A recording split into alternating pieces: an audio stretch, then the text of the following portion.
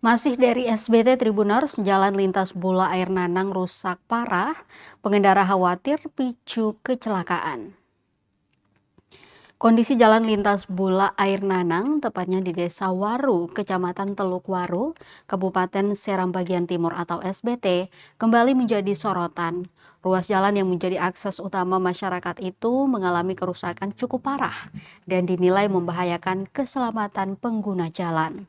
Pantauan tribunambon.com di lokasi Sabtu 25 Juli 2026 menunjukkan sebagian badan jalan mengalami kerusakan dengan lapisan aspal yang terkelupas.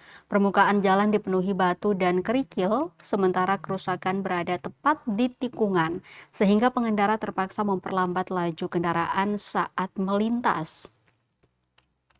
Kondisi tersebut dikhawatirkan meningkatkan risiko kecelakaan, terutama bagi pengendara sepeda motor dan kendaraan yang melintas pada malam hari atau saat hujan.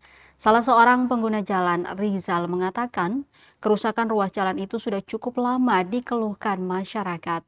Ia mengaku kerusakan jalan tidak hanya mengurangi kenyamanan berkendara, tetapi juga berpotensi menyebabkan kecelakaan, terutama ketika musim hujan.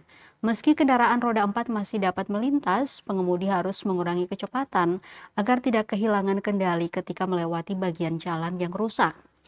Mewakili pengendara lain, dirinya meminta instansi terkait segera melakukan perbaikan pada jalur vital tersebut.